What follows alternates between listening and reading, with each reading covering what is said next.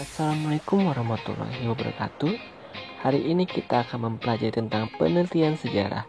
Sebelum kita melakukan penelitian sejarah, kita akan membahas terlebih dahulu tentang sumber sejarah. Dan apakah itu sumber sejarah? Mari kita akan bahas terlebih dahulu. Sumber sejarah adalah suatu media rekaman yang di dalamnya berisi berbagai informasi yang mengenai suatu peristiwa yang terjadi pada masa lampau.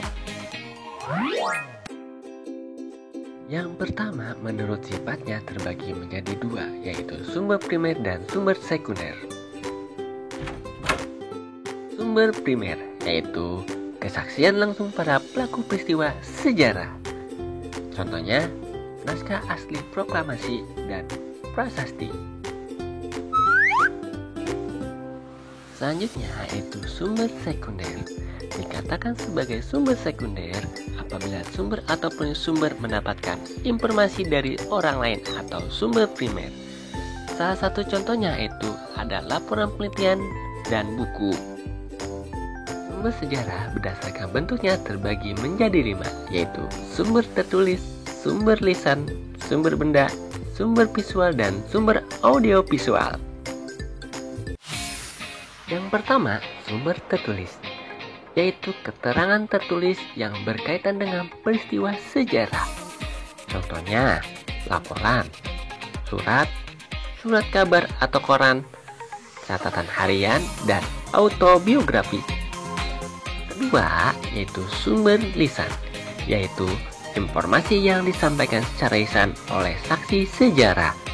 Salah satu contohnya adalah pelaku sejarah pada saat peristiwa tersebut. Yang ketiga yaitu sumber benda, yaitu menunjukkan perkembangan kebudayaan dari waktu ke waktu. Sumber benda contohnya dapat berupa bangunan, fosil, atau patung.